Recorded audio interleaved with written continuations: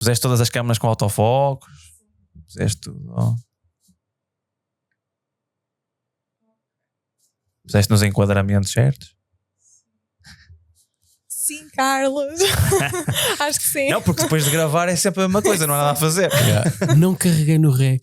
Pois. Exato, por acaso Já nunca aconteceu, aconteceu. não? Não, o rec não. Não, acho que não. Não, por acaso já aconteceu já, um bocadinho no início. Imagina, passado 15 minutos, tenho que ir lá para gravar, mas conseguimos aproveitar o som da mesa. Então, o convidado. Foi a minha câmara. Exato, foi a minha o câmara. Carlos ficou Também. sem câmara, Deixa lá. mas tinha som. Podiam fazer depois, ainda não havia aqui estas coisas de inteligência artificial, não é? Se não faziam tudo em animação, até davas um áudio e dizias, faz-me uma animação disto até. Isso Faz é o uma Carlos excelente em- ideia, é uma excelente ideia. Por isso. Certo? O Carlos em cartoon até deve até termos imagem outra vez. Isto é as mentes criativas têm estas coisas. Por É isso. Exato, exatamente. Então, Ok. Paulo, vamos nos divertir. Bora. Isso é que importa. Vamos a mesmo. isto. Ok. Rita, estás à vontade, o espaço é Quiser. teu. Exatamente. Não, o espaço é O vosso. Kaique também me vai conhecer hoje, porque Ah, é? ele foi. É a nossa última luta, 7 meses a tentar trazê-lo para Portugal. É? Chegou aqui há uma semana? Uma semana. Ok. Chegaste bem, é o que importa. Chegaste no calor. Processos burocráticos, contratos e não sei o quê. Vai vir muito frio, entretanto. E então também me vai conhecer aqui pela primeira vez que já está com a gente. Já está com a gente há 6 meses, mas em remote. Só agora Pois. já vai cá. Então agora vais sentir o drive.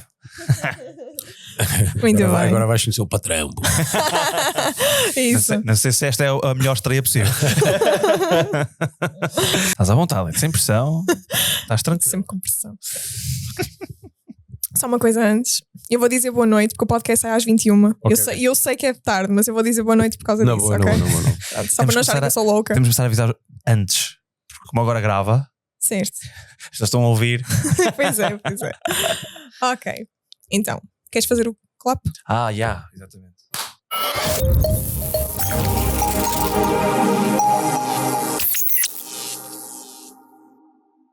Ora, muito boa noite a todos que estão em casa. Hoje estamos aqui connosco o Paulo Silver e hoje ele será o nosso convidado FlexCast. O Paulo é um dos empresários mais criativos e irreverentes da nova geração em Portugal, criador da icónica festa Revenge of the 90s e fundador de vários projetos que marcaram a cultura pop e o entretenimento em Portugal.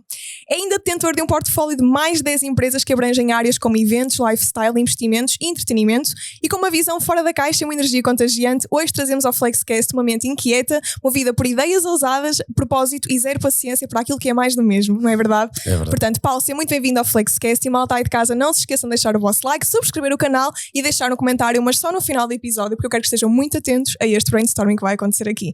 Carlos, passo a palavra e aos dois desejo uma excelente conversa. Obrigado. Obrigado pela incrível introdução. Não mereço tanto.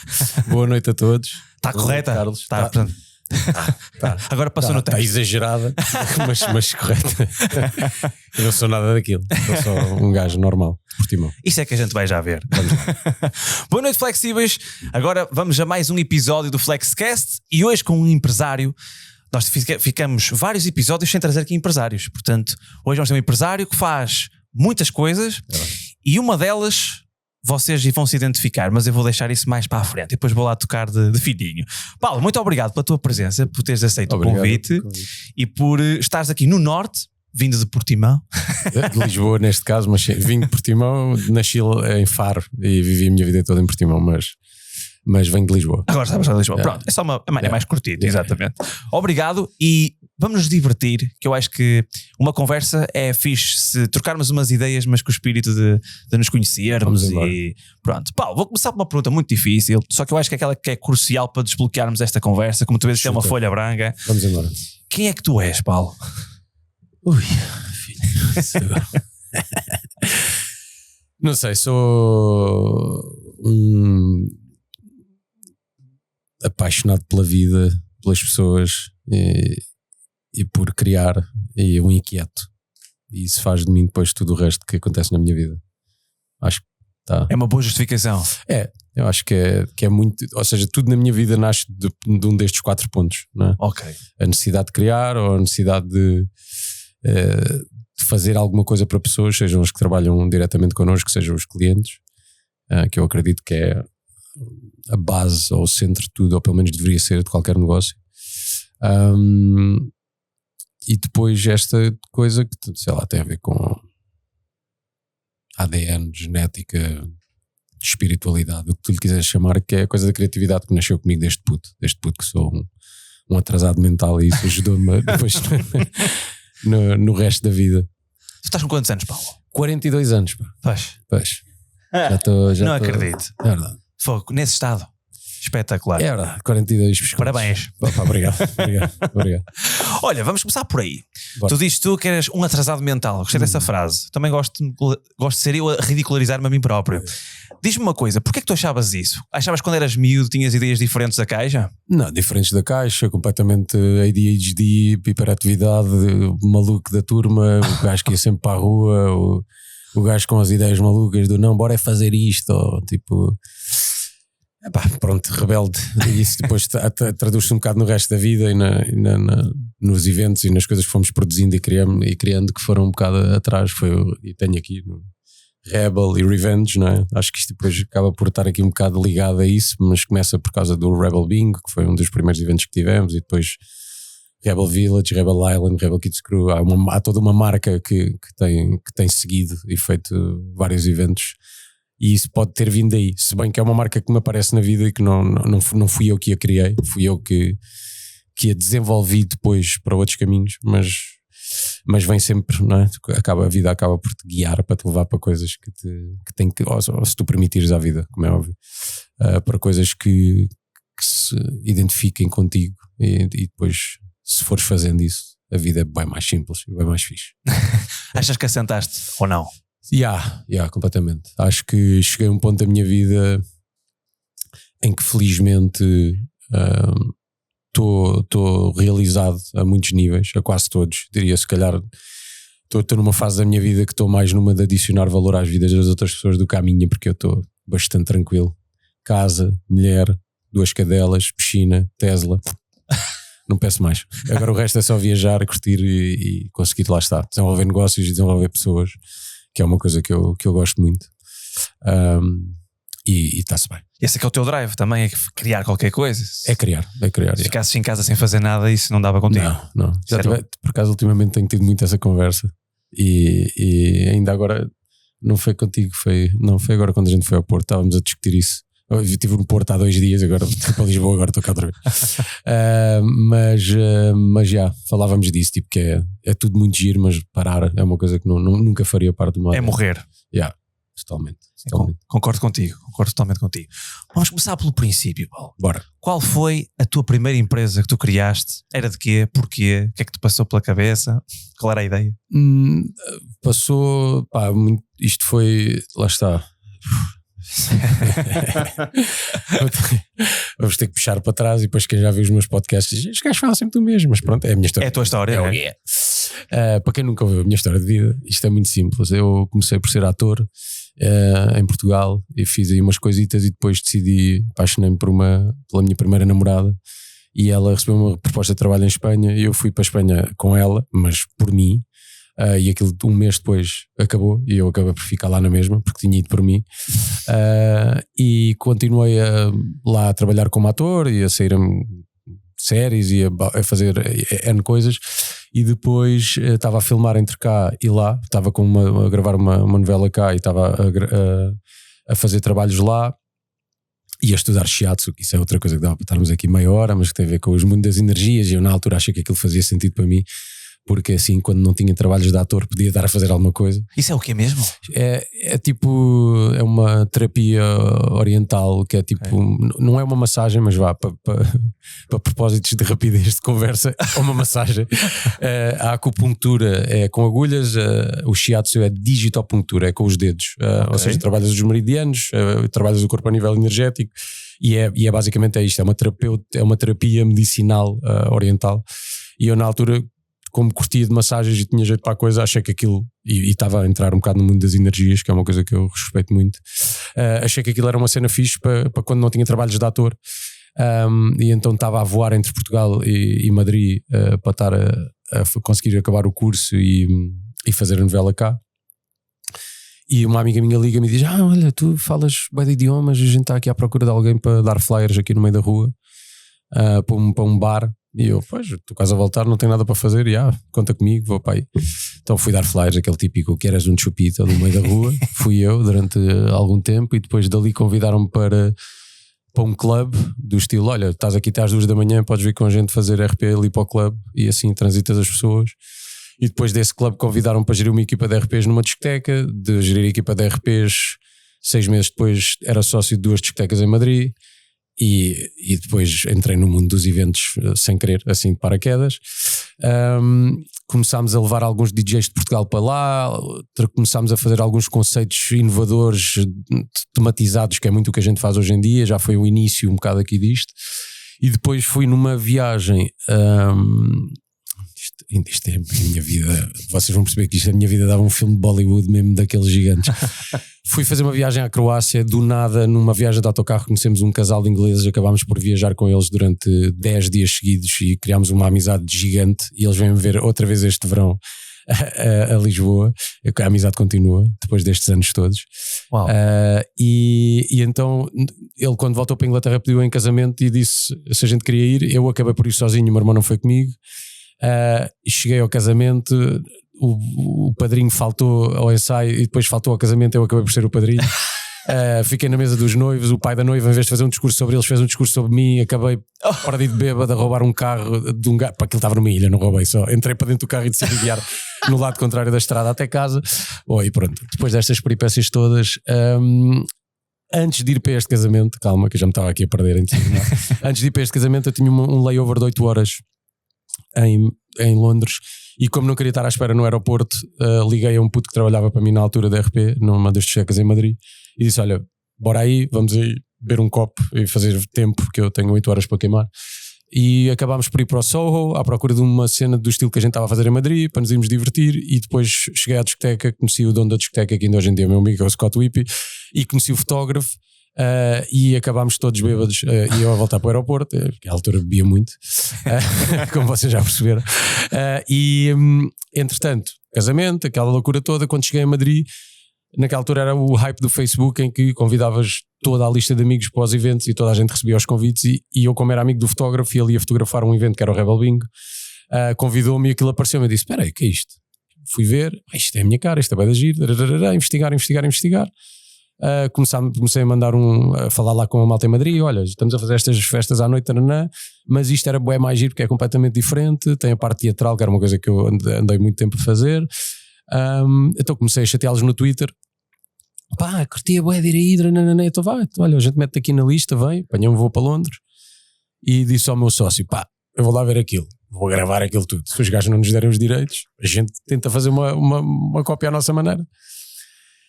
Gravei, meti a gravar, e quando acordei no outro dia tinha gravado os 10 primeiros segundos, porque estava divertindo tanto, apanhei uma babadeira tão grande que não gravei absolutamente nada.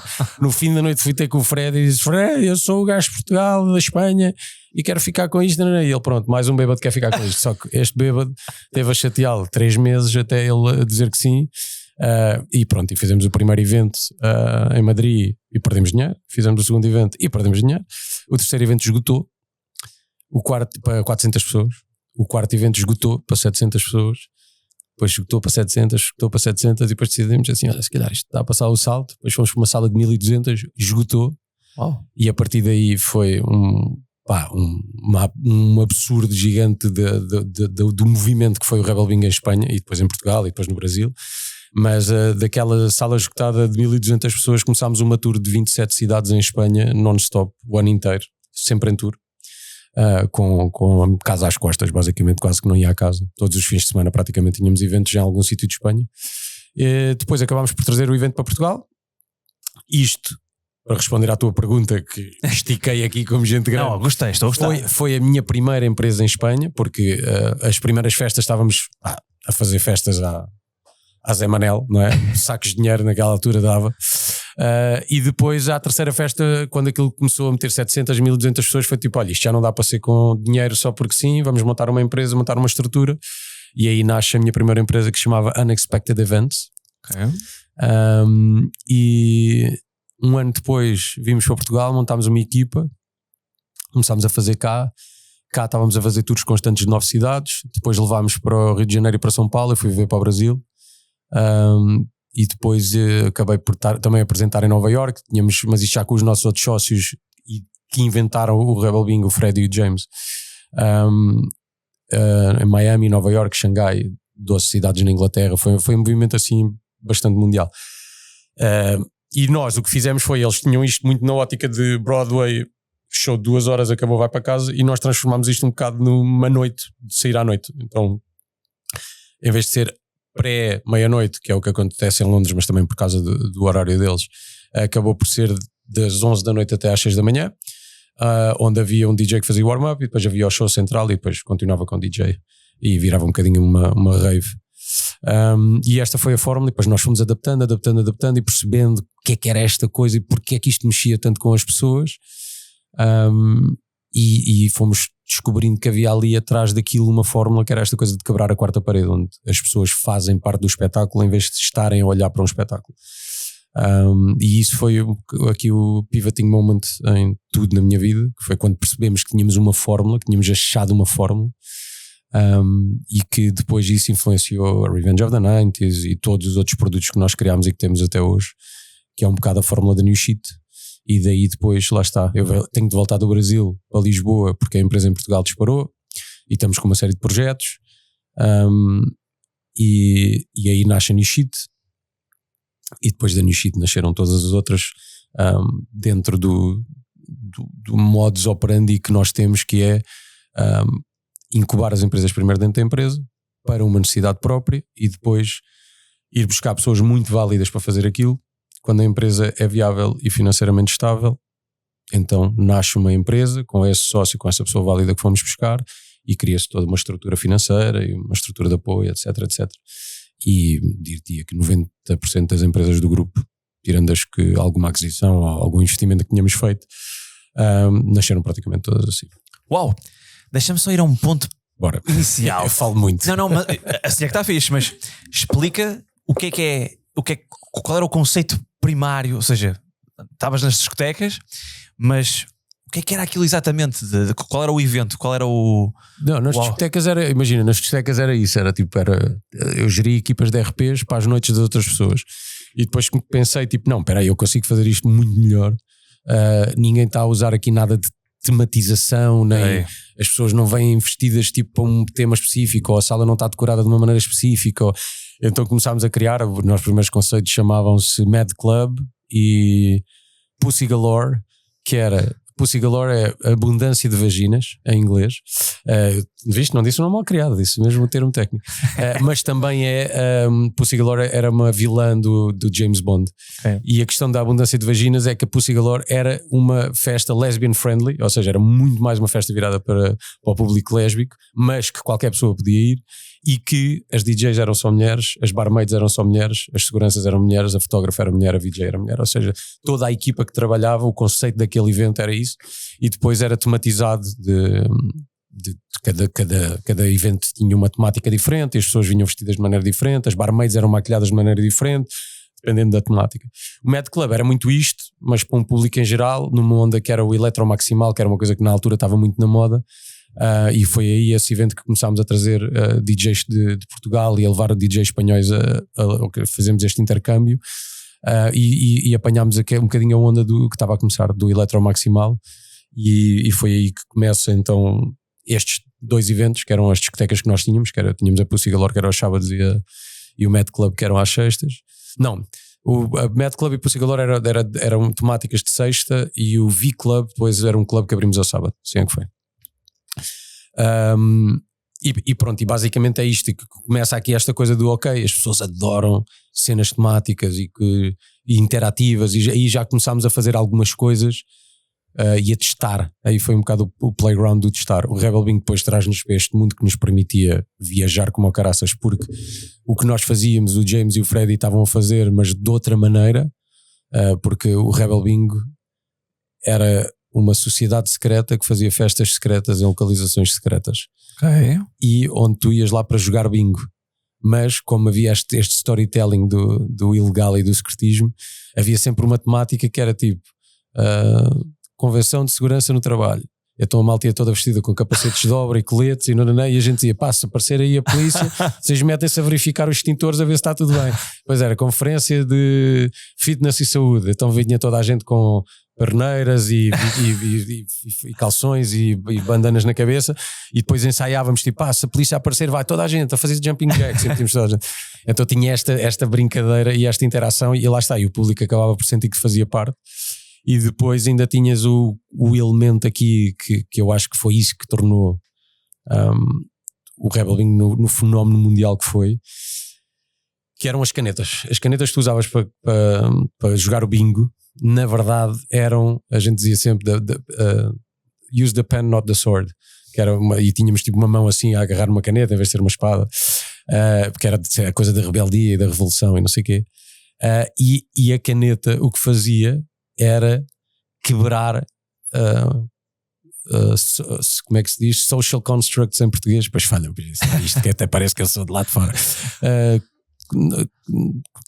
Social constructs é tipo padrões sociais, vamos chamar-lhe assim. Ou seja, não havia nem betos, nem surfistas, nem grupos sociais nenhuns, nem havia ricos, nem pobres, nem havia... Porquê? Porque aquilo, as pessoas usavam as canetas para se desenharem uns nos outros, números de telefone, handles do Instagram, para aqui num sítio mais perto da maminha, ou para mais coisas, e aquilo era um desbloqueador de conversa de tal maneira que as pessoas andavam todas na discoteca a querer pintar umas às outras e ao fim da noite eram todas tipo um monte de tinta, porque estavam todos, depois suor e depois a tinta escorria, e então basicamente ao fim da noite não havia betos, nem havia skaters, nem havia tipo pessoas pintadas, estás a ver? Então a gente dizia muito isto, que era tipo, tu entras lá para dentro e aquilo é um mundo à parte. E depois esta coisa da caneta e do desbloqueador, de poderes meter conversa com qualquer pessoa, não importa, era só chegar lá e dizer, posso pintar? Podes. Então toda a gente, e era pronto, e a partir daí inicias uma conversa. Eu acho que foi a caneta e esta coisa primária de pintares outras pessoas que fez com que a malta ia para jogar bingo, porque havia 6 pessoas que ganhavam prémios, não era por aí. É uma noite de bingo, não é? Não dá para dar prémios a toda a gente.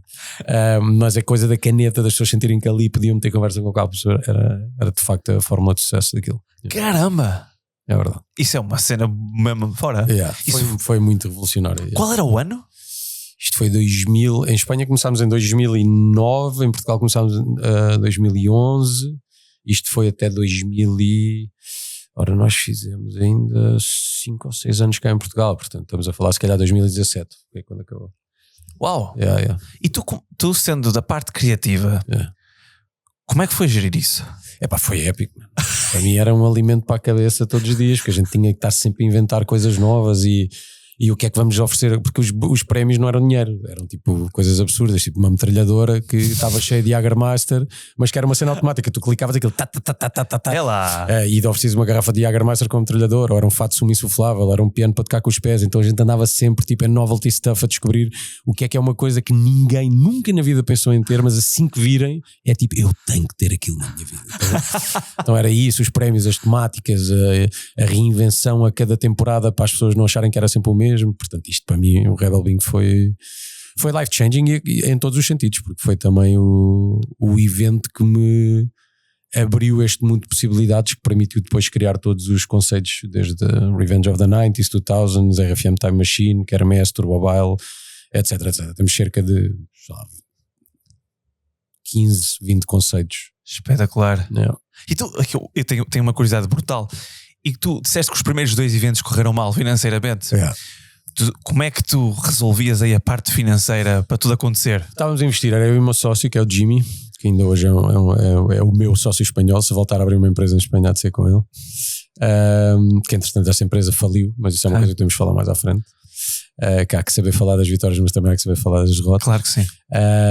Mas basicamente os 2 primeiros eventos foi tipo a gente a meter do nosso bolso. Foi tipo, este vai dar, não deu, quanto é que perdemos? X, tal.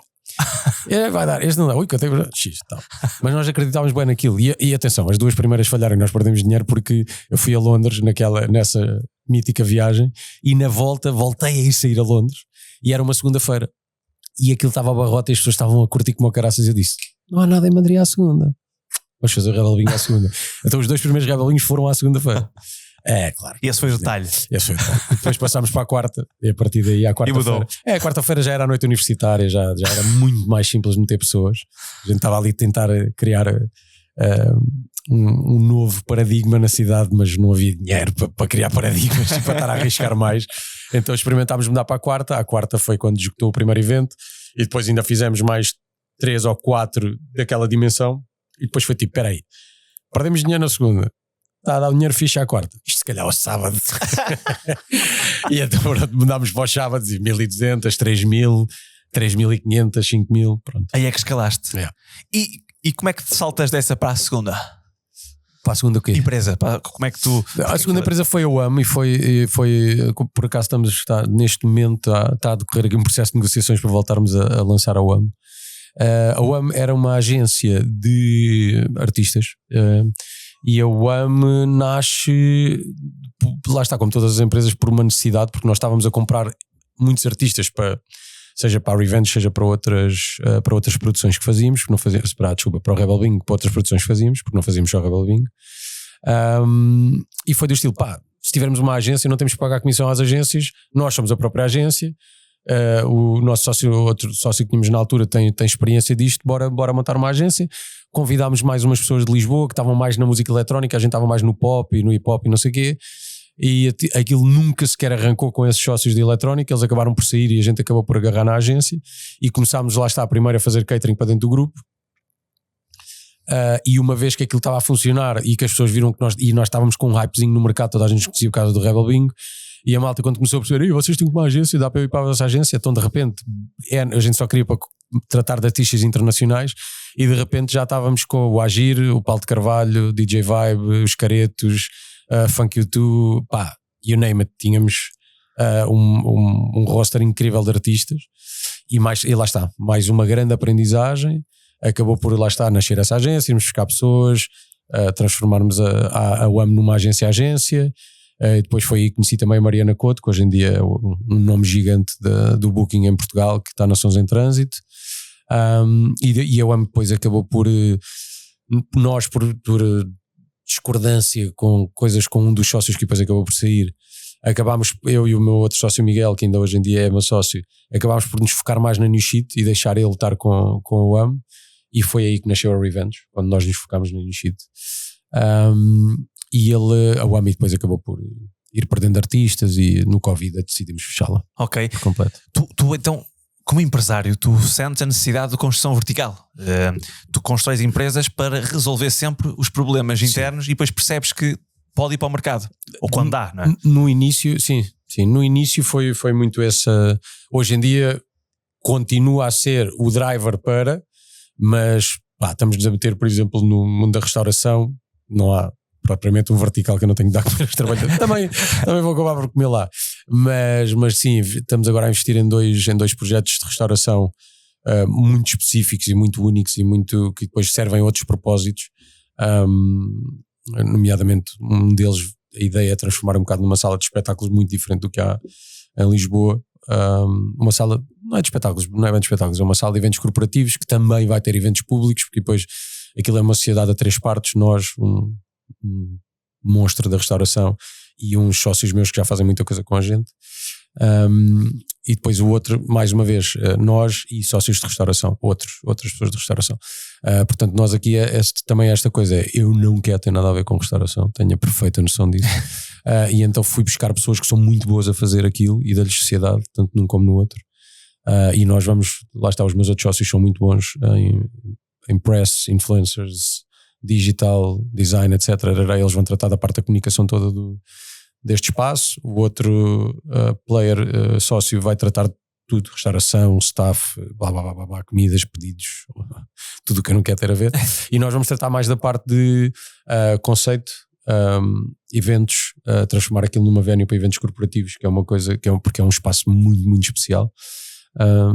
E então, tanto num lado como no outro, nós estamos mais na parte da criatividade e dos eventos, e depois trazemos pessoas muito válidas para fazer o resto das coisas. Mas achas que esse pode ter sido um segredo de ter corrido bem os teus negócios, visto que a maioria das empresas sempre se dedicou a uma construção mais horizontal, ou seja, nós focamos nisto, subcontratamos outros, tu ao resolveres os teus próprios problemas, achas que isso ajudou de alguma forma? Não sei. Porque hoje toda a gente fala disto, mas até então não era muito comum. Eu não sei, sabes, foi tipo, nós criámos soluções internas que depois o mercado começou a pedir. E a gente ouviu o mercado e foi tipo, ok, se eles querem, e temos aqui esta pessoa da válida, ou fomos buscar entretanto alguém porque só tínhamos mesmo um departamento interno e a pessoa não, em si não ia conseguir gerir a empresa, era muito boa a fazer aquilo, e alguns deles acabaram por ter porcentagem só porque eram bons a fazer aquilo, não como sócios maioritários, mas e depois eventualmente fomos buscar pessoas ao mercado muito boas e demos sociedade numa de leva, tens aqui já o nosso negócio que vamos meter aí dentro.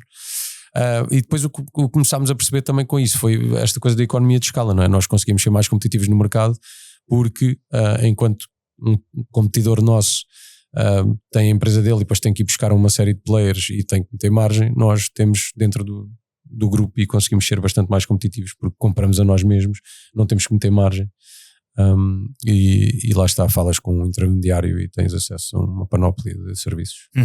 Isso de facto atualmente fala-se muito, até então não se falava assim tanto.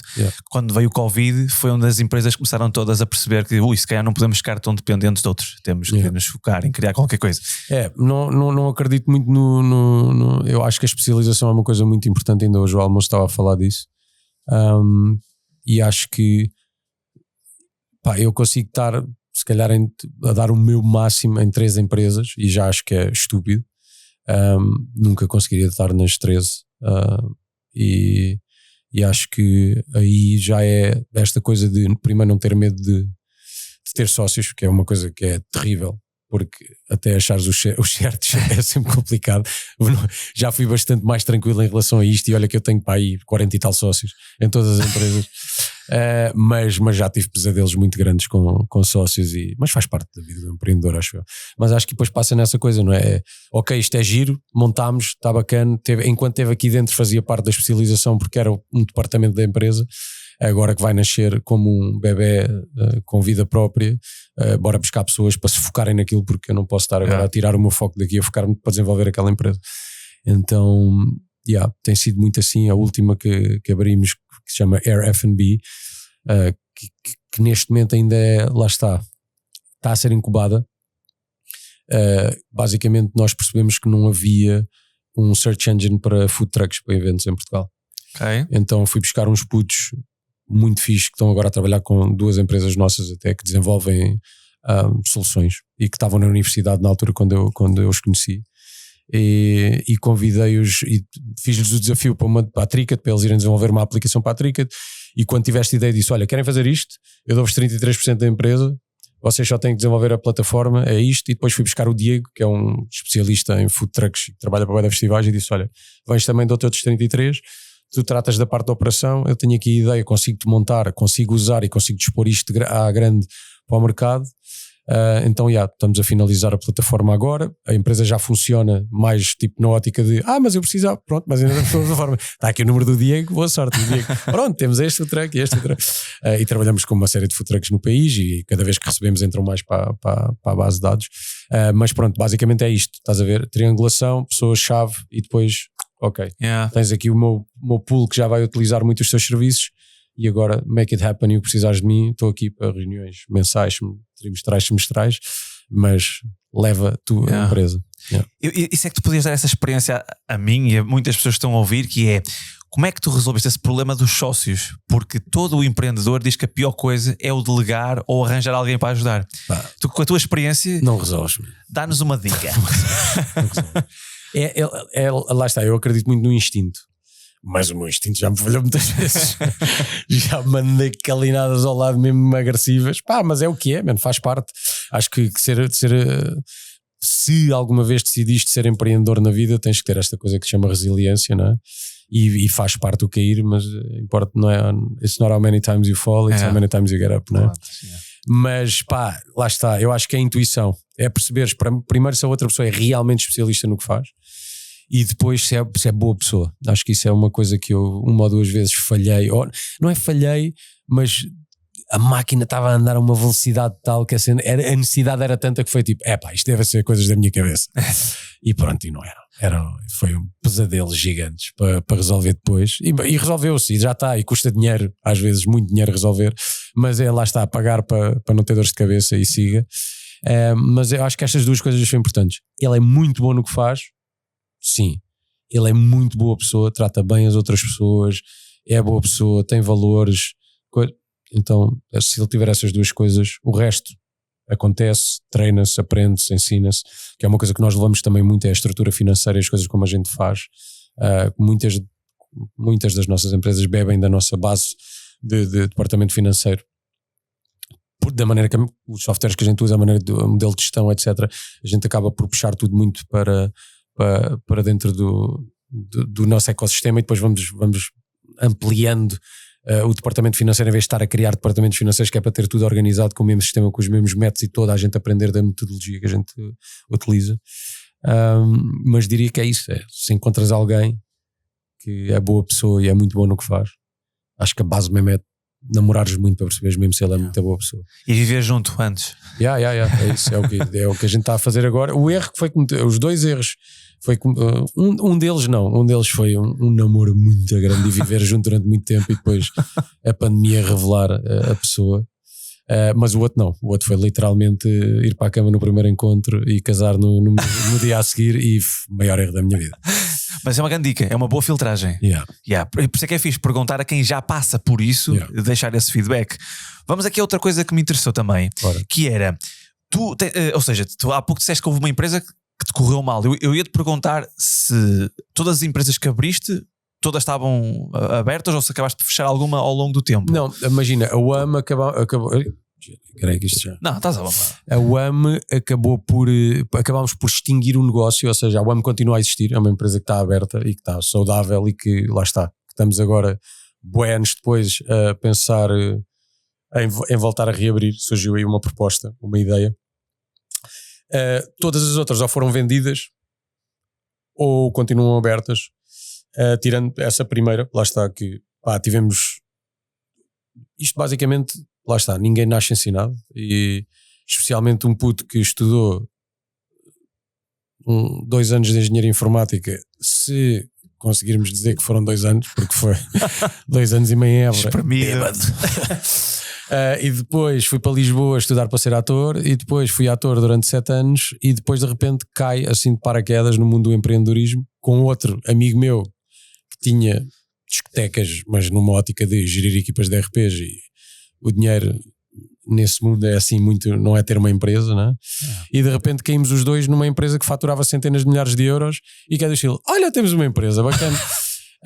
Entretanto, o Rebel Bingo em Portugal, a ASAI, achou que nós geríamos um círculo de jogo ilícito e decidiu entrar com 60 polícias adentro do Mau Hábitos no Porto, e prender-me em palco, que foi bué da fixe. Olá, sou o Paulo. Que engraçado. Isto aconteceu. E entretanto o Rebel Bingo teve que parar em Portugal por causa disso, continuou no resto do mundo onde nós fazíamos, e depois, 3 anos depois, caiu por falta de provas, obviamente o processo foi arquivado, mas a ASAI achou que fez uma cena incrível. Shout out para o senhor que já esteve com a gente aí outra vez, se estiver a ouvir isto. Já foram atrás de nós num revenge, mas não apanharam nada, que estava tudo bem.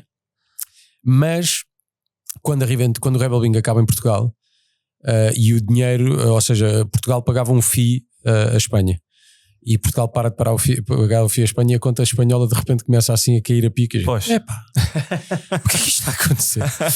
E de repente descobrimos que existe uma coisa que se chama balancetes, demonstrações de resultados, custos fixos, essas coisas interessantes que as empresas têm, que nós era tipo, a guita ao escritório maior de Madrid, a guita, contrata pessoas, compra cenas, blá, blá, blá, blá. Havia dinheiro, está-se bem, ninguém sabia o que era gerir empresas, não fazia ideia. Entretanto, começamos a perceber que isto está a acontecer, e é do estilo, a gente precisa de perceber o que é isto das empresas e de coisas. Então começámos a aconselhar-nos com pessoas que percebiam, e a começar a cortar custos, etc. E ao mesmo tempo que isto está a acontecer e a gente está a sanar a empresa, acontece em Madrid uma cena fatídica numa das grandes salas de Madrid, que estava o Steve Aoki a tocar, e ele, numa sala que leva para aí 10 mil pessoas, estavam 20 mil. Caramba! E alguém se lembra de abrir um Very Light no meio da sala, e com as pessoas a afastarem-se do Very Light, a onda de choque matou 14 pessoas esmagadas no fim da sala. A partir daí, em Espanha, isto foi um absurdo de mídia, blá, blá, blá, blá. O governo começou a cair em cima da capacidade das salas. As salas onde nós fazíamos eventos para 1.200, 1.600 pessoas cortaram a capacidade, então a rentabilidade já não era a mesma. E entretanto há uma sala que nós vamos e que nos dizem que cabem 2.000 pessoas na boa, Nós vendemos 2.000 bilhetes, entretanto entraram 900 pessoas, já estava ao barrote, e apareceram mais 3.000 pessoas à porta para comprar bilhete. Estávamos com um hype gigante naquela altura. Esmagados, não morreu ninguém, graças a Deus, polícia, levámos uma multa gigante, absurda, e tivemos que fechar a empresa, porque não, entre o que estava a acontecer certo. e a multa, acabámos por ter que fechar a empresa, falência, dívidas, etc. Depois, pronto, pagar as dívidas e deixar tudo bem no meu nome, mas a empresa espanhola acabou por ir abaixo completamente, e pronto, e aprender com isso. Em Portugal, os meus sócios bem mais knowledgeable em relação a finanças, e a isso percebemos logo aquilo, fomos buscar uma financeira, começámos a fazer cenas totalmente by the book, fazer doubles e triples checks, que aquilo estava tudo, e que aquilo estava tudo a correr bem, e que havia fundos de caixa, fundos de maneio e dinheiro suficiente para sobreviver 6 meses caso não faturássemos nada, aquelas coisas típicas que um gajo agora sabe, mas que na altura e pronto, e a partir daí foi um bocadinho este crescer no mundo do empreendedorismo, aprender com os erros, e ir atrás de fazer cursos e MBAs e essas coisas todas para depois saber do que é que se fala. Pois, porque tu sendo uma pessoa criativa, esta parte financeira é curioso para mim. Eu sou da parte da financeira, não é? Então eu imagino o dilema para ti, não é? Lá está, inicialmente éramos 3 sócios que éramos tudo, éramos os produtores, puxa-cabos, em cima do palco a apresentar, DJ, financeiro, éramos tudo, estás a ver, redes sociais, fazíamos tudo. Depois fomos contratando pessoas para isto, pessoas para aquilo, pessoas para o outro, e depois cada sócio começou a assumir a sua função. Mas acho que, sendo criativo ou não, acho que tens que saber pelo menos ler uma demonstração dos resultados em um balancete, senão também não vale só ser criativo.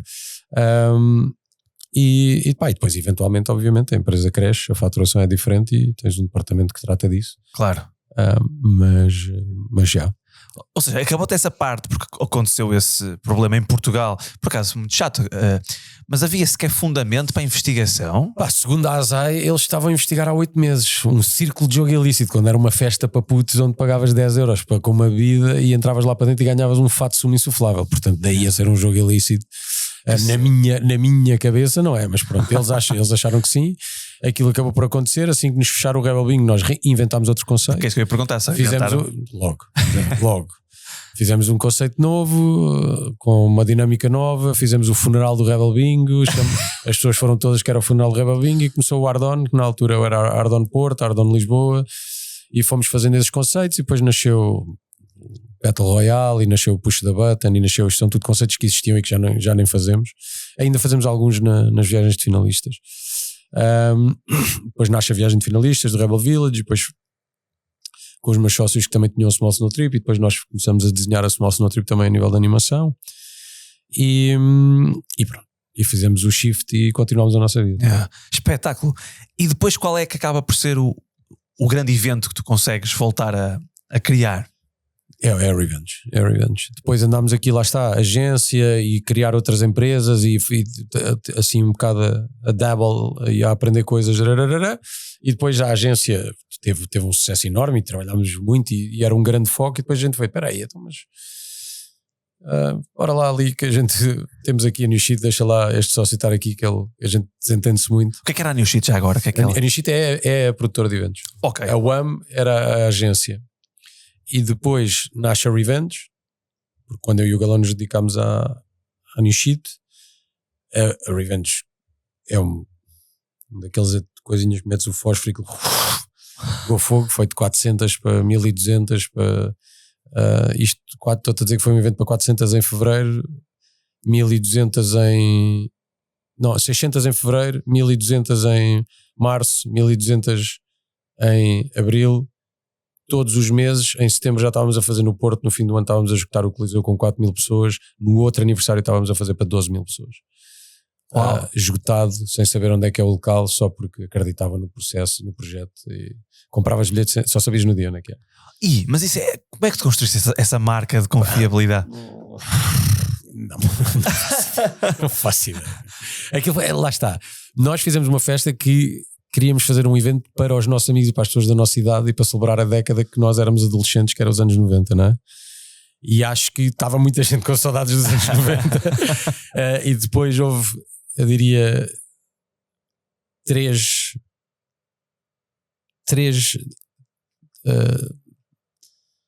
teorias de marketing que eu estava a estudar e a teorizar na altura, que acho que podem ter também causado muito aqui este FOMO. Uma delas foi, na altura estavam aquela coisa do identifica 3 amigos no Facebook, e ele também tem que meter uma foto, e a gente criou um que era, mete uma foto dos anos 90 que sacas ao baú da tua mãe, identifica 3 amigos para fazer o mesmo, se eles não fizerem dentro de, já não lembro quanto é que era o tempo, tem que te pagar um Capri-Sun umbilical. E nós começámos, identificámos tipo 5 ou 6 amigos nossos, e de repente 5 dias depois tinhas a equipa inteira do Vitória de Setúbal, a Cristina Ferreira, as manhãs da Comercial, e não sabiam o que era, e o final era #Revenge of the 90s. E quando aquilo viralizou completamente em Portugal, nós dissemos, olha, isto aqui fomos nós que começámos, e Revenge of the 90s é uma festa de anos 90. Convidámos 10 amigos nossos que não eram RPs, não trabalham na noite, eram pessoas, diretores de marketing de empresas, etc, amigos nossos, e eram os nossos RPs, e tinham uma disquete, o bilhete era uma disquete em papel, não era uma disquete, era um formato de uma disquete. E eles disseram, temos disquetes para a festa da Revenge of the 90s, quem quiser, e em 3 dias esgotou a 600 pessoas, e eles tinham que ir buscar à mão, ou seja, eles estavam a apontar no Excel, já vendi X, quanto é que já vendi? Que a gente a tentar que não passasse o número, e depois tinham que combinar com as pessoas para ir recolher as disquetes, e depois só sabiam, e tinham que deixar o número de telefone, e a gente no dia mandava um SMS a dizer, hoje é aqui. Então aí é que eles combinavam com os amigos para ir jantar, para se preparar. Essas 600 pessoas foram ao primeiro evento, que foi uma cena épica que eu nunca mais vou esquecer para o resto da vida, porque de repente acendem as luzes e eu, a Bófia, estão-nos a fechar a casa. E eu vou correr, o que é que se passa? Ele, são 6 da manhã. Eu, ok. Okay, mais um problema. Temos que fechar, já percebi. Mas pronto, basicamente, a segunda, isto foi a primeira, a segunda foi, vamos pegar nestas 600 pessoas, vamos metê-las dentro de um grupo de Facebook fechado, que mais ninguém tem acesso, porque tínhamos como comunicar com elas, e então lá dissemos logo, olha, vamos abrir um grupo, só lá é que vamos dar as fotografias, e lá vocês vão saber quando é que é o próximo evento. Então mandámos o SMS para a malta entrar, clicar no link e entrar para o grupo do Facebook, e lançámos as fotos, era uma coisa muito participativa, tipo o que é que não gostaram, o que é que mudavam, que música é que faltou, e entretanto lançámos o próximo evento e dissemos, vocês vão ter 24 horas para comprar, ou seja, toda a gente que foi, que adorou, quer levar pelo menos mais 2 ou 3 amigos, então aquilo em 12 horas esgotou, para 1200 pessoas, para 200 pessoas, em 12 horas. Então, quando nós lançámos o evento ao público, o evento já estava esgotado. Ou seja, nós lançámos, assobiámos assim para lá durante meia hora e depois esgotado. E a malta, como assim esgotado? Eu não consegui comprar o bilhete. E depois era, se não conseguiste bilhete, deixa eu no muro do evento, isto era tudo Facebook. E se sobrarem alguns bilhetes, alguém da nossa equipa de dealers, que era o que a gente lhe chamava, há de ter contigo para te vender um bilhete. E isto permitiu-nos selecionar o público, e era tipo decisores de marca, malta mais importante, que era para dar mais hype ainda ao evento. E então, depois desse evento, metemos mais 1200 pessoas no grupo e dissemos, vocês podem comprar antes de toda a gente durante 24 horas. Em 7 horas esgotou o outro evento de 1200 pessoas. E então, durante um ano, ninguém em Lisboa conseguia comprar bilhetes para os eventos. Certo. E isso criou um FOMO absurdo, que é do estilo, que evento é este que eu nunca consegui comprar bilhete? Porque só quem estava no grupo é que comprava, e quando comprava já comprava para 5 ou 6 amigos. Exatamente. E então os eventos foram escutando sucessivamente, e quando chegavam ao público ninguém percebia porque é que não conseguiam comprar bilhete. Isso porque é que já foi inteligente? Foram teorias que eu na altura achei que era isso. E depois a outra foi marketing sensorial, que é esta coisa da disquete, o facto de não saberes onde é que é aquela coisa de ir buscar à rebeldia da infância, de saíres pela janela e não. É tipo, onde é que vai ser? Não é? Este secretismo, não é? A disquete que tens que entregar à porta, quando chegavas à porta recebias um push-pop ou umas petazetas, e estamos a trabalhar, isto na ótica do marketing sensorial, estás a trabalhar o paladar, entravas lá dentro, tínhamos um carrinho de pipocas, o olfato, ias jogar Mega Drives e Playstations dos anos 90, o tato, e depois entravas para a sala e estavas com a audição e com a visão, com uma temática gigante de anos 90 e a música de anos 90. Então, isso tudo começa-te a levar para um sítio muito especial, não é? Que é aquela coisa da memória. Depois juntas álcool e tens 16 anos outra vez.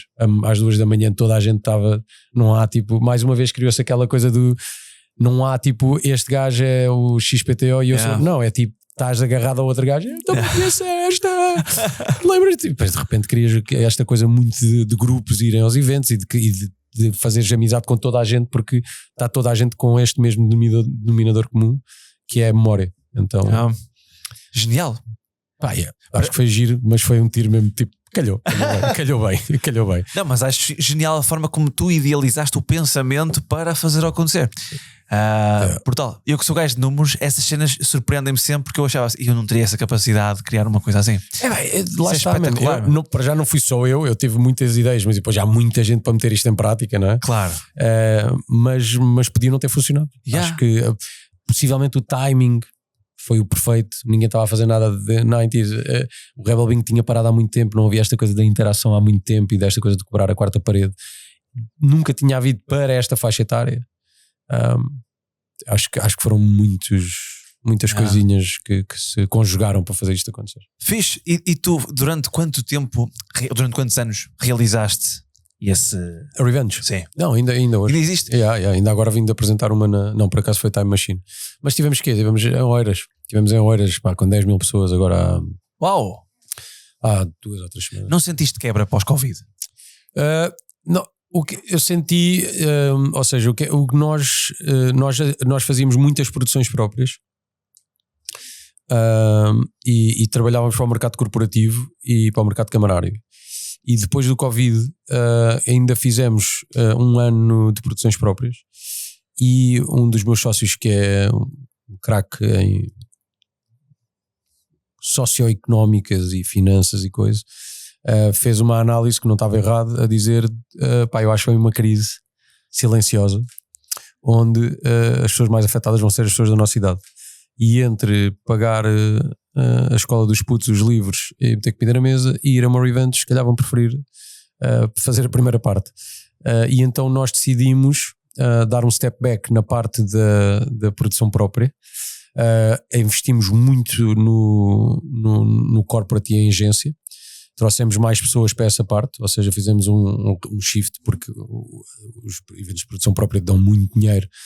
O corporativo tens de fazer muito mais eventos para conseguires fazer os mesmos números, e pronto, em pós-Covid também não estávamos muito exigentes, porque claro. E decidimos que era uma boa altura para apostar, e começámos a focar-nos muito no corporativo e no camarário, em desenvolver soluções também para câmaras municipais, outras áreas de negócios. E parámos um bocado com a Revenge também numa ótica de agora vamos só trabalhar mais o corporate e alguns eventos camarários, e vamos criar outra vez esta coisa da saudade enquanto as pessoas recuperam. E a ideia era fazer um festival em 2026, em 2025, 5 ou 6, mas que não vai acontecer em 2025, portanto a ideia será arrancarmos com o festival em 2026, onde deixa de ser um evento que é itinerante e é de poucas pessoas em cada cidade, e onde vamos fazer um festival com vários palcos onde conseguimos trazer artistas maiores e dar outro tipo de oferta ao público. Entretanto, o festival está aqui no limbo, porque entretanto tivemos outra ideia para fazer a Revenge of the 90s, então neste momento estamos a decidir ainda se começamos primeiro com esta e depois é que fazemos o festival, se fazemos já o festival, porque também surgiu uma oportunidade. Portanto, go with the flow, os dias dirão. Mas é isso, mas as Revenge continuam vivíssimas e a atrair muitas pessoas e a bater recordes, continuam. Uau, isso ainda... Porque eu observação, eu sinto as pessoas pós-Covid muito mais em casa, fecharam-se mais. Eu estava a perguntar se o ambiente de festa ainda...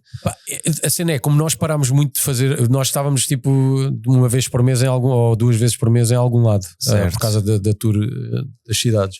E o que aconteceu agora foi, como a gente parou, cada vez que a gente vai a algum sítio, a malta diz, que saudades, e vão, estás a ver? Então, isso é uma técnica, né? Então tem sido, e é fixe para as câmaras, para nós não tanto, nós ganhamos o mesmo de meter 10 mil ou meter 3 mil, mas é giro que os sítios onde temos ido recordes de audiência e a nível de chegarem muito mais cedo, a nível de saírem muito mais tarde, e de retenção de público, é uma coisa que a gente trabalha muito também no show. O show está desenhado para as pessoas não sentirem necessidade de pronto, já está, vamos embora. Não, quer mais, e no fim é do estilo, como é que isto já acabou?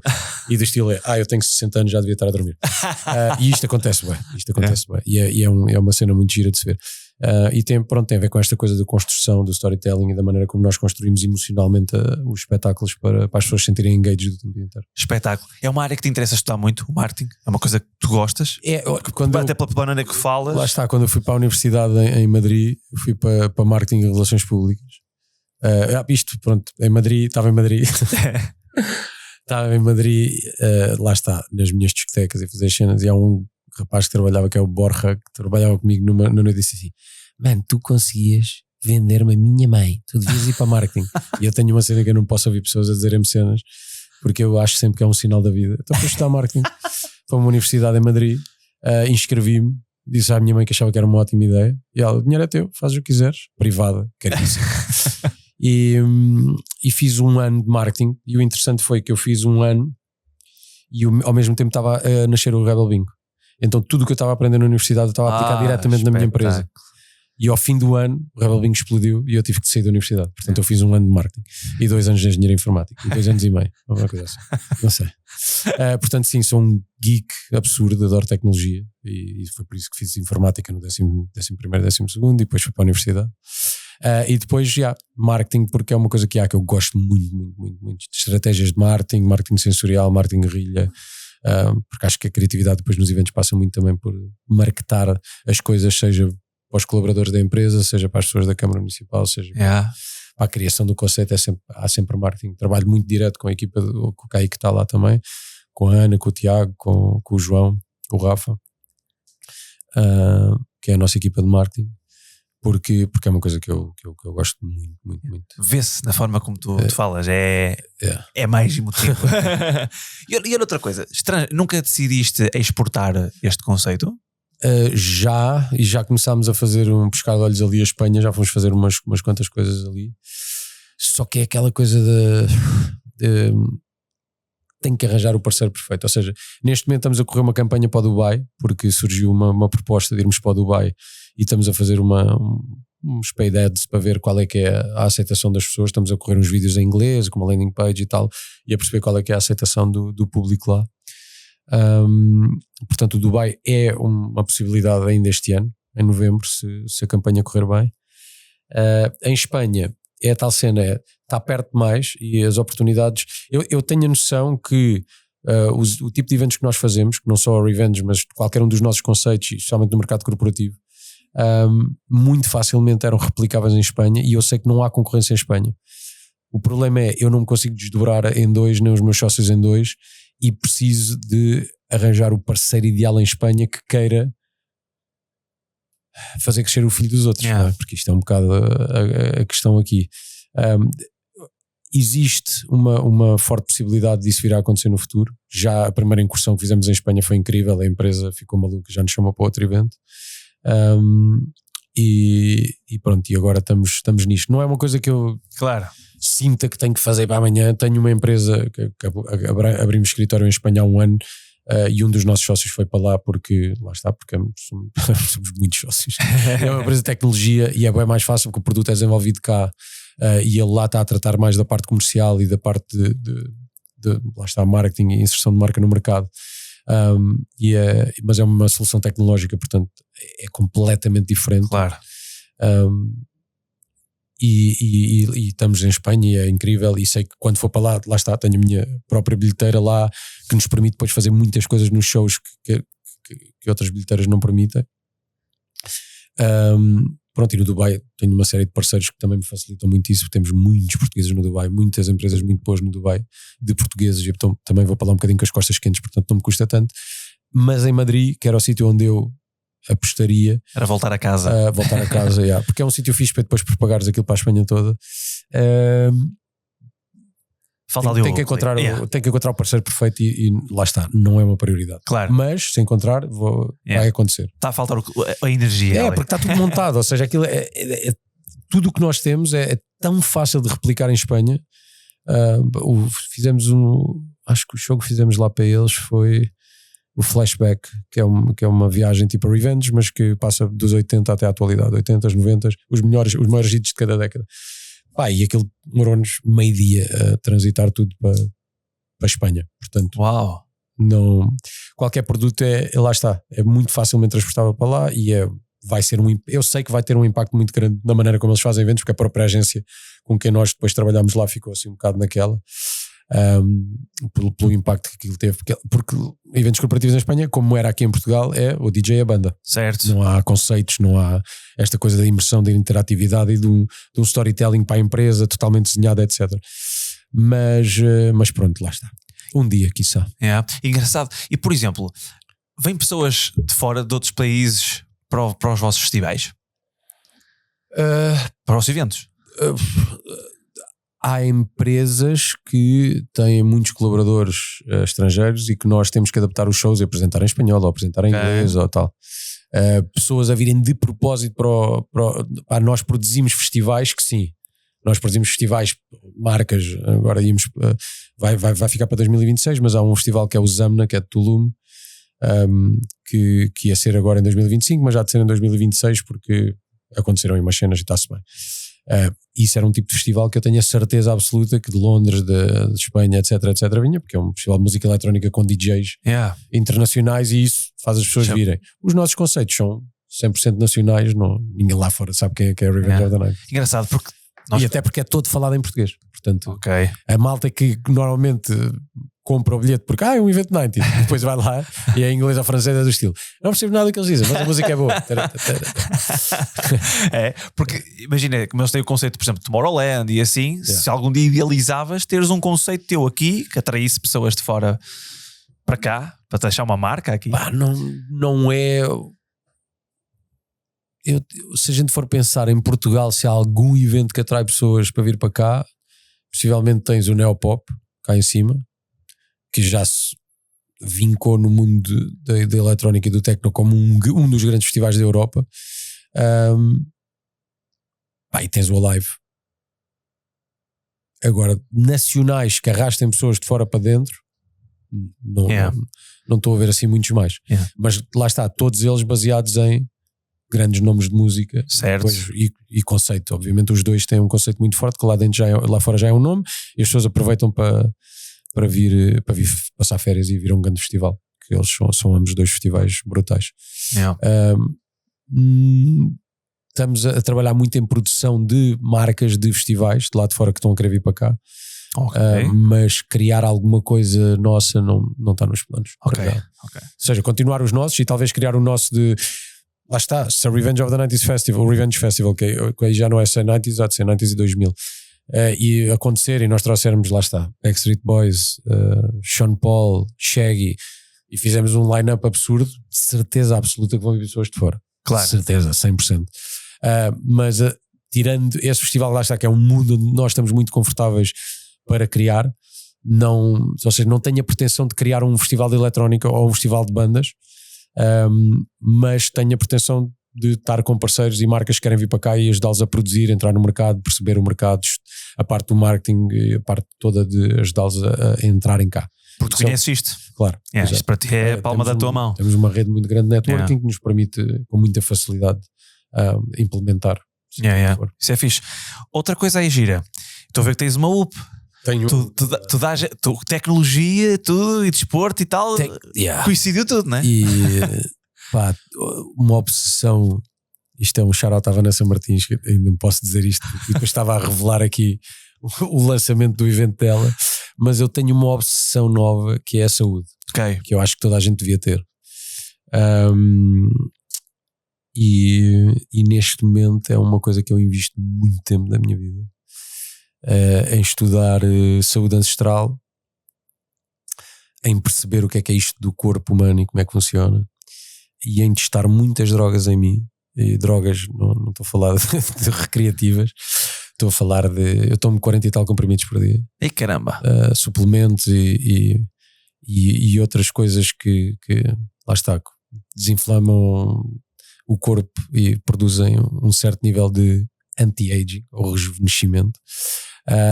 E depois péptidos, que é uma nova corrente que eu recomendo toda a gente a investigar. É um mundo inacreditável, porque na altura do iPhone there's an app for that, e na altura dos péptidos there's a peptide for that. Portanto, tens problemas de sono, há um péptido para isso. Estás gordo, há um péptido para isso. Estás com queda de cabelo, há um péptido para isso. Estás com inflamação no estômago, há um péptido para isso. Tens um problema no joelho, há um péptido para isso. Basicamente é isto, são cadeias de aminoácidos que o teu corpo já produz e que ao estares a injetar essas cadeias de aminoácidos estás ou a melhorar, ou a desinflamar, ou a dar uma sobrecarga daquilo ao teu corpo. E então neste momento estou um bocadinho nessa senda do anti-aging e da epigenética e da saúde e do ginásio basicamente a minha obsessão é a seguinte: um gajo anda a trabalhar a vida toda para ganhar guita, não é? E depois reformas-te e vais para o sofá, morres entrevado ou com uma úlcera ou com um problema no... eu quero viver até aos 100 anos, é o meu objetivo, mas com qualidade de vida. Então o meu trabalho agora, e esta minha obsessão é nisto, é perceber como é que o meu corpo funciona, o que é que está mal, o que é que eu posso fazer com que não aconteça ao meu corpo, para que quando me reformar, eu e a minha mulher consigamos andar com uma mochila de campismo às costas e correr o mundo hiper mega saudáveis e a desfrutar do dinheiro que andei a acumular a minha vida toda. Portanto esse é o motivo e a obsessão. Porque eu acho que quando, lá está, palavras sábias, corremos atrás do dinheiro e abdicamos da saúde. Eu falo por experiência própria. Não pode ser. Em primeiro lugar, sentiste alguma coisa na pele para te fazer o shift ou não? Senti... esta viagem começa no dia em que eu achei que estava um bocadinho mais gordinho do que devia e comecei a ver que havia uma coisa que dava mais energia e que te emagrecia e que era um tipo de alimentação que eu faço há 8 anos, que se chama dieta cetogénica, que chama-se dieta, mas na verdade é um lifestyle, não é para se fazer de vez em quando, é para se fazer para sempre, e eu farei para sempre até ao fim da minha vida. E basicamente eu comecei a ver o que é isto da dieta cetogénica, porque é que isto acontece ao corpo, porque é que as pessoas emagrecem, porque é que têm mais energia, porque é que desinflamam. E quando eu comecei a fazer a dieta cetogénica foi quando, curiosamente, passei a ter uma empresa para começar a ter 5 ou 6 e a minha cabeça permitia-me acompanhar essas 5 ou 6 quando antes nenhuma conseguia. E então tu começas a perceber, espera aí, ok, isto emagreci, mas fez mais qualquer coisa ao meu corpo do que só emagrecer, porque eu estou muito mais disponível mentalmente, com muito mais fluidez verbal, com muito mais in-and-out de memória, com muito mais coisas no meu corpo que me permitem estar aqui disponível para estar a fazer não sei quantas mil reuniões e continuar bem. E de repente, ok, o que é isto da keto? Comecei a investigar muito e a estudar muito sobre keto, sobre carnivore, sobre uma série de, lá está, maneiras de alimentar ancestrais. E perceber o porquê, e perceber o que é que mudou ao longo do tempo, e quando é que mudou, e porquê é que mudou, e follow the money e descobres sempre porquê é que mudou. E entretanto aquilo mudou, literalmente mudou a minha vida. Passei de ser uma pessoa para ser outra pessoa completamente diferente. E depois comecei a fazer stories sobre isso, e as pessoas até me seguem, e depois de repente andava na rua e tinha pessoas a virem-me dizer: olha, eu vi o teu story, eu pesava mais de 60 quilos há 3 meses atrás. Mudaste a minha vida. E eu, calma, não fui eu, dieta cetogénica, eu só te apontei no caminho certo. E isto começou a acontecer consistentemente. Temos um grupo com 100 e tal pessoas que fomos metendo lá e que fomos ajudando.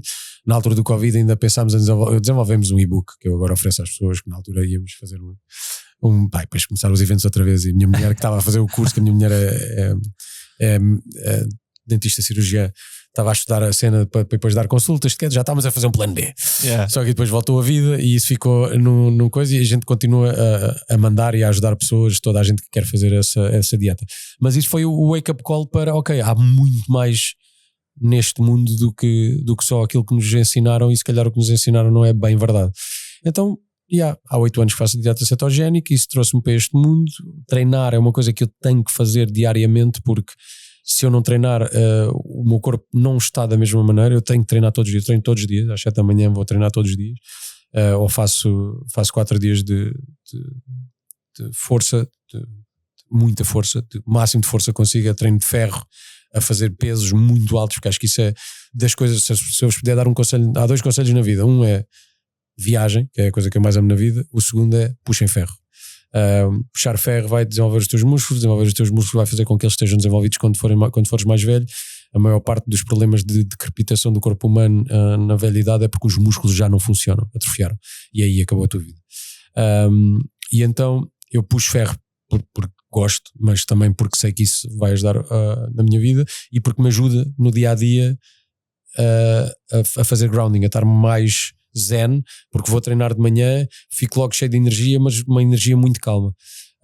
E então faço 4 dias de ferro e 2 dias de mobilidade, cardio e coisas mais para mexer o corpo, para garantir que o meu corpo está fixe.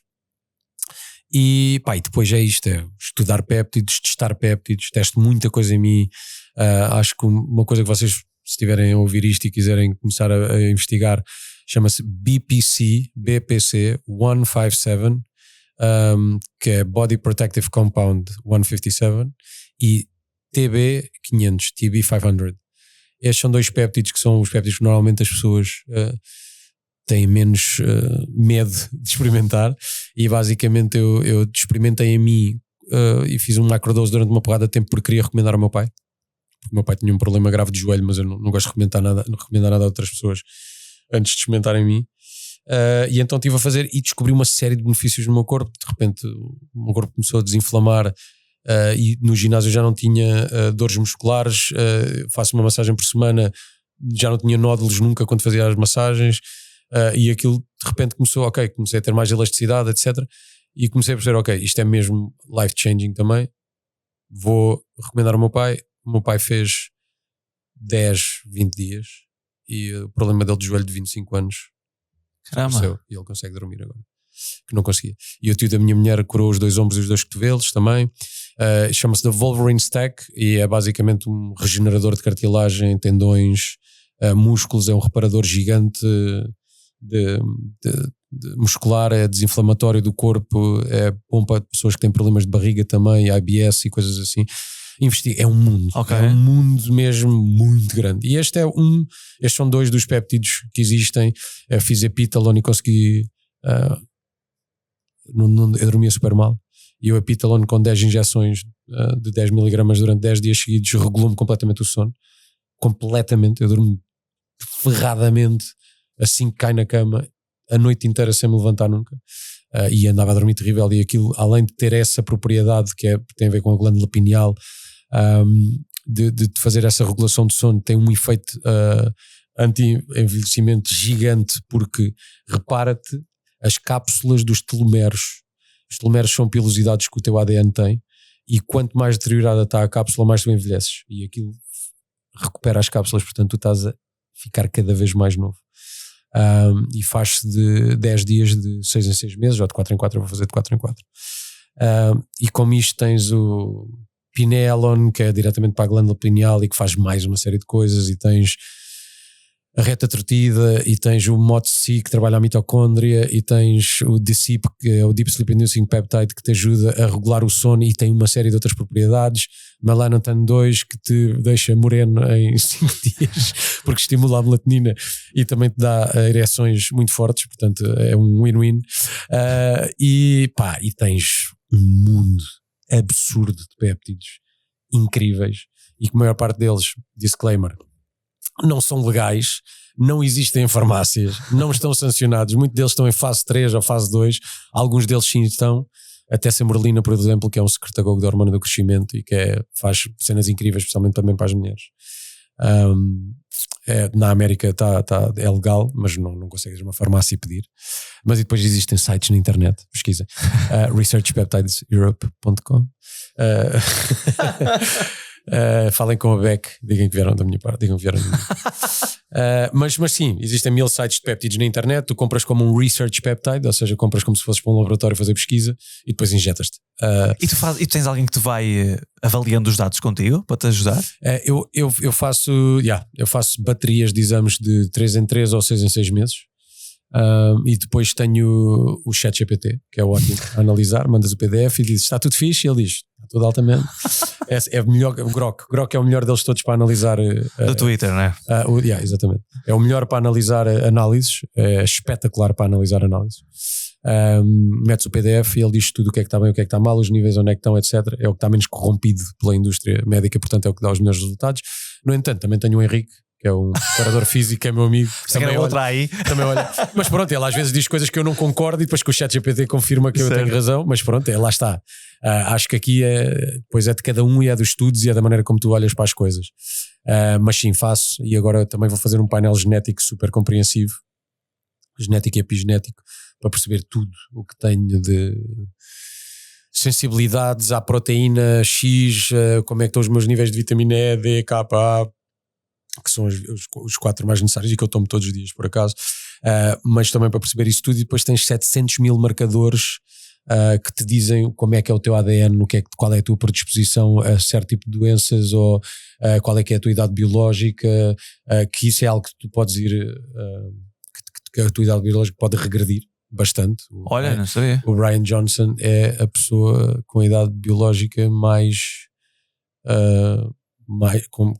com menor idade biológica em relação à idade real, né? Espera aí, biológica, idade não é real, não, pois. não estou a lembrar. Whatever. É isso, estou cansado. Mas percebes a ideia. Mas pronto, e então basicamente é isso, é um teste, manda-te uma cena para casa, cospes lá para dentro, mandas para o laboratório, esperas para aí, sei lá, 2 meses, que aquilo demora um bom tempo a fazer, e depois vem os marcadores todos e consegues depois, lá está, fazer mais análises, ver numa app, ir percebendo, e depois basicamente aquele é o teu ADN, portanto consegues ver sempre para trás também. É tudo, o teu ADN é o teu ADN, ou seja, eles vão desenvolvendo mais testes e vão-te atualizando, olha, agora também sabemos sobre isto, então eles já têm lá o teu ADN, portanto só vai dizendo o que é que tens, vai fazendo, tens um ano de updates no teu ADN. Deve ser aquilo que o Cláudio nos falou. Interessante. Ou seja, isso é o teu novo hobby para descobertas de coisas, não é? E quando descobriste a UP, viste que podias registar dados, monitorar o sono. Sim, isso foi a Vanessa e que me estava sempre a chatear a cabeça. Tens que comprar uma UP, tens que pedir uma UP, Então pronto, eu pedi a UP e é fixe, especialmente para perceber que está tudo muito fixe na minha vida, menos o sono, que é uma coisa que eu... Tens de trabalhar o teu ciclo circadiano. Tens de trabalhar.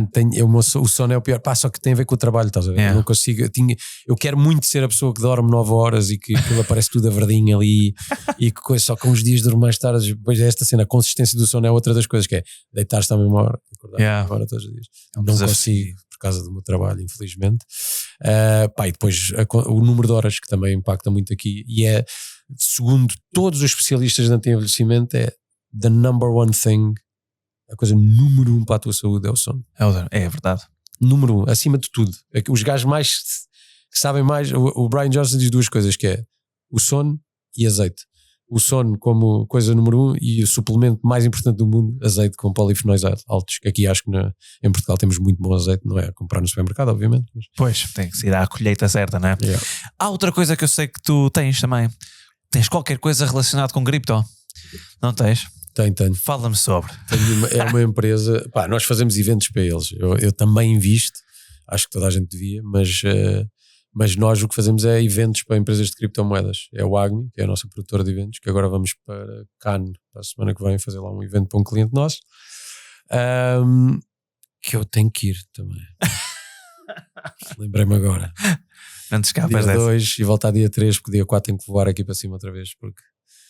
Bom, continuando. Sim, e fazemos eventos para...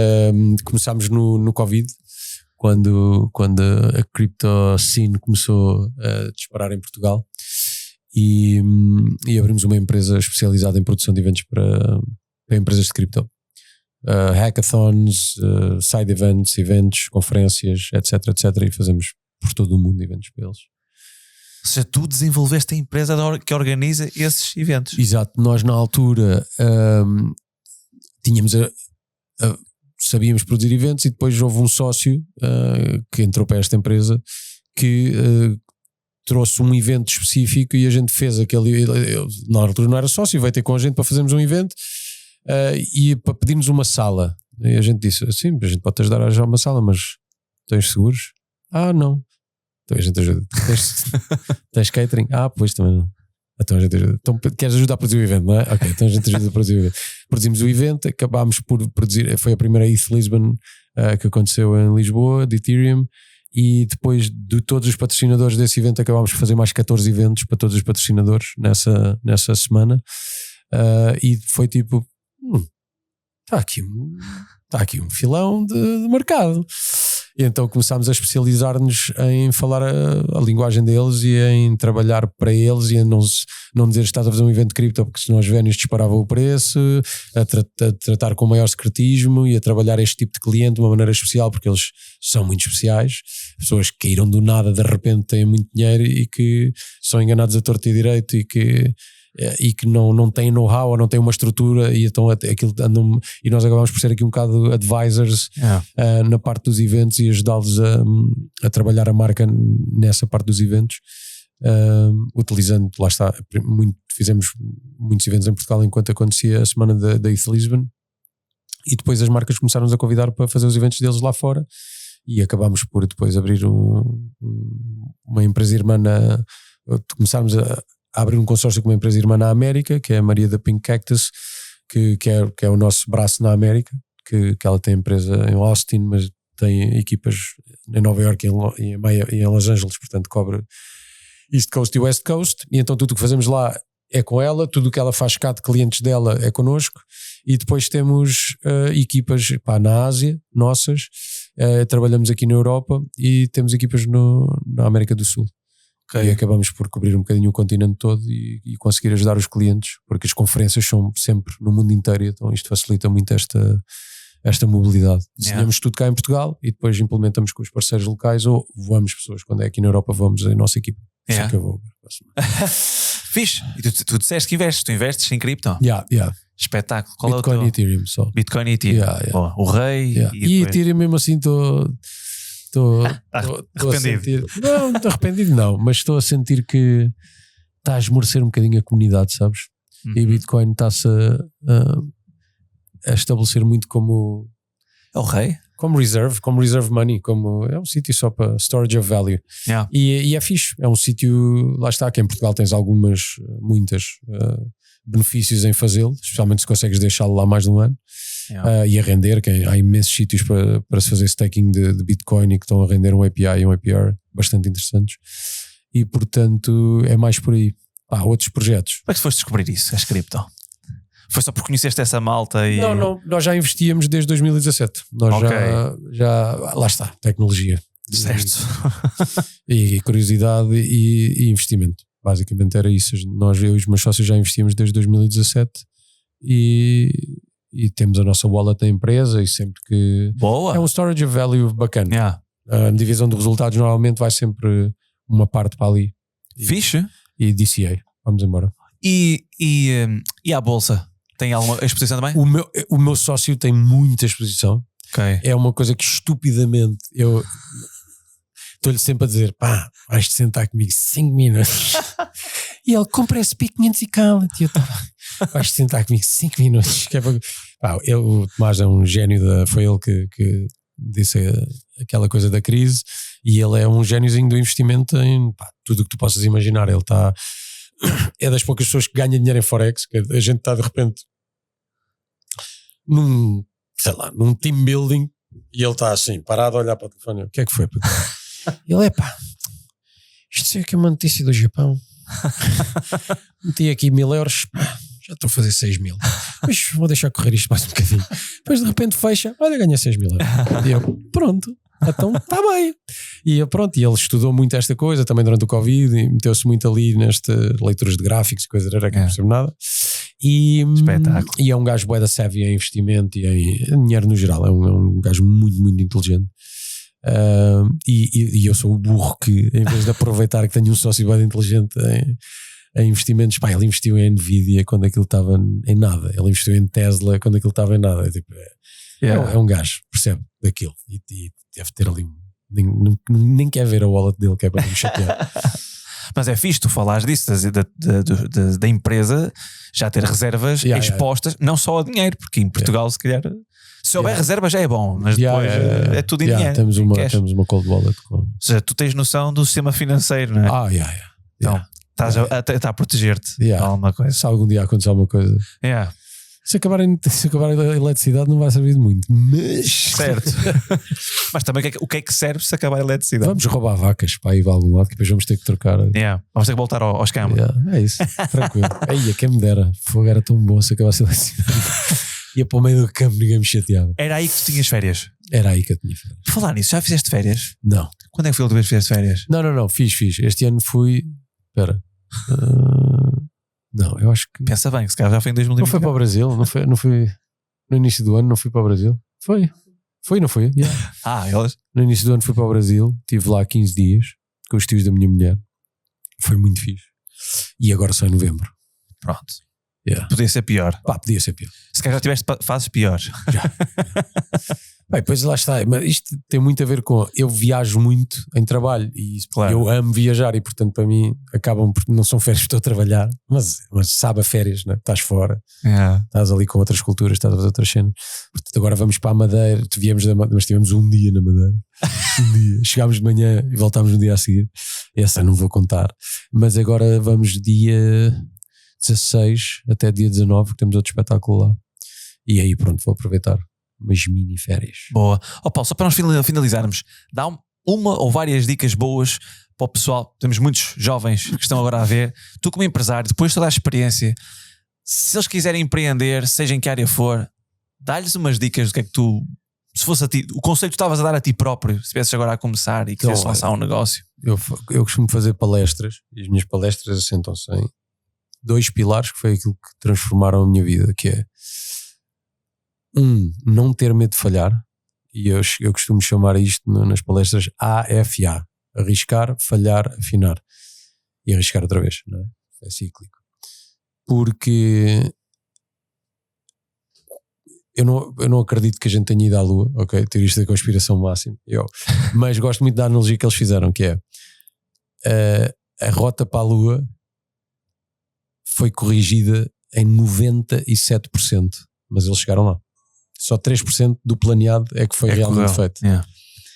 Portanto, aqui é um bocado isto, se tudo o que tu vais fazer ninguém morreu, está tudo certo. Arriscas, falhas, afinas, agora é mais para aqui e vais. Alguma vez vai bater certo. Eu também perdi dinheiro nos 2 primeiros eventos, entretanto podia ter desistido, não é? E depois é ter fome, ter mais fome do que qualquer outra pessoa à tua volta e rodear-te de pessoas com a mesma fome que tu. Isto fome e o AFA são os 2 conselhos que eu dou a toda a gente.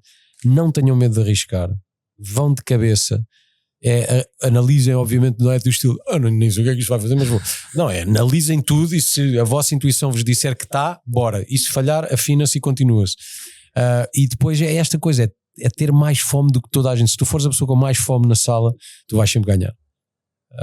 E é esta coisa de querer muito ser o melhor, querer muito fazer aquela coisa, querer muito estar lá, querer muito aparecer, querer muito dar tudo, porque eu já passei por 1 milhão de trabalhos na minha vida e foi tipo, o que é começar por baixo, é onde? Não ganho dinheiro, mas vou aprender, então bora lá. E é isto, é não teres medo de arrancar e de especialmente aproveitar, se estás na universidade ou se estás no 12º e tens pessoas com a mesma fome que tu, é arriscarem já em tentar criar um negócio ou um side hustle ou um whatever, porque só agora a esta altura que podes falhar à vontade porque a cama está na casa dos seus pais na mesma e a comida está na mesa na mesma, vai-te dar esse know-how e essa resiliência que mais tarde é do estilo, eu já passei por estas pequenas coisas, quando eu for montar agora um negócio eu já não vou errar da mesma maneira, eu já não vou fazer as coisas da mesma maneira. Então é uma altura muito propícia para arriscares e falhares sem medo. E já agora, qual era a skill que tu achas que o pessoal devia desenvolver? Social skills, networking é tudo. É conheceres as pessoas certas e o sítio certo é o sítio e a altura certa são qualquer uma. Pode ser em qualquer sítio a qualquer hora, que do estilo tu conheces tu também fazes isso? Eu estava a precisar precisamente disso. Já está. E a social skills foi aquilo que a minha vida inteira me permitiu crescer muito e hoje em dia ter a rede de networking que eu tenho. É a cena de eu gosto de falar, eu gosto de desenvolver conversa, eu gosto de fazer as pessoas se apaixonarem pelas coisas que eu me apaixono que me apaixonam. E então eu diria que acho que mas eu não sei falar em público. Vai fazer um curso de public speaking, está na net, Vingang, é um gajo do caraças, vende cursos, são caríssimos, portanto se calhar vê só os vídeos do YouTube por agora, até teres 900 para gastar no curso dele, como eu gastei e que fiz 2 episódios. Mas que hei de fazer um dia, porque está pago. Mas fazer cursos de public speaking, meter-se out there e sem medo falar sobre o teu negócio, falar sobre as tuas paixões, não ter medo de falar com pessoas, meter conversa, ouvir também é muito importante. Ouvir, não é só falar. Portanto acho que é isso. Social skills é das coisas mais importantes para eventualmente desenvolveres enquanto empresário. Boa, perguntador, para finalizar mesmo, e como é que tu resolvias o problema da caixa para os jovens? Não tem graveto para arrancar? Muitas vezes não é preciso dinheiro para arrancar-me. Muitas vezes, e especialmente hoje em dia estão com as ferramentas de inteligência artificial e com as ferramentas gratuitas ao pontapé cá na internet. Obviamente que não vais começar um negócio de compra e vendedor sem dinheiro, não dá. Agora há muitos hustles que dá para começar com muito pouco dinheiro ou com 0 dinheiro, na verdade. Podes rentabilizar as tuas skills, que é uma coisa que muito poucas pessoas se lembram de fazer. Porque eu para começar um negócio preciso de angariar 100 mil euros. Não, precisas de começar, precisas ter um MVP que seja algo que resolva o problema a alguém. Tem que haver um problema e tu tens que ter a solução. Se isso acontecer, existe um negócio, não é? Então acho que é procurar esses grandes problemas no mercado e perceber como é que eu resolvo este problema. É este nicho de pessoas, é este massive nicho de pessoas, mas começar por aí e tentar de alguma maneira, imagina, tens 2 bracinhos, tens 2 perninhas e tens 50 euros para ir comprar produtos de limpeza e baldes e começar a fazer uma lavagem de carros casa a casa. Está aqui o seu carro, olha, faço-lhe limpo, se for aí custa 20 euros, eu faço-lhe por 10. Mano, fazes 8 carros por dia, são 80 paus por dia. 3 vezes 8, 27. Um mês tens 2.700 euros no bolso. Vai-te custar? Vai. Mas tens 2.700 euros no bolso e agora? E agora já podes abrir o teu negócio. Isso mesmo. Porque é assim que todos começamos. Eu fazia folhas de Excel, vê lá. Lá está. Tudo tem um começo. Tudo tem um início. Tal e qual. Paulo, vou-te oferecer uma prenda. Bora. Eu sei que é uma coisa muito simbólica, mas é mesmo isso, é para ser simbólico. Obrigado por ter estado cá no Flexcast. Obrigado pelo convite. E vais lá uma canequinha do Flexcast. Pumba. Já deves ter várias. Obrigado. É mais uma. Nice. Muito fixe. E para te agradecer a tua presença e a informação que tu passaste, acima de tudo espero que tenhas conseguido ajudar alguém, porque eu sei que há sempre alguém. Eu sou uma pessoa agradecida muito a podcast. E ao ouvir outras pessoas, eu acho que aprendi muito. Aprender com os erros dos outros é a maneira mais rápida de aprender. E tu, às vezes eu penso, há alguém que pode estar daquele lado, que vai ouvir uma palavra e vai desbloquear qualquer coisa na vida dele e vai ser outra pessoa. E portanto, obrigado, desejo-te o maior sucesso do mundo. O que tu precisares e que eu puder ajudar, estou aí. Paulo, obrigado por tudo. Obrigado. Pessoal, agora sim, subscrever. Em baixo do vídeo tem as redes sociais. Vamos deixar as redes sociais do Paulo. Já sabem, subscrevam aí o canal e nós encontramos para a semana. Sejam felizes, sejam flexíveis. Um abraço e até mais. Tcharam!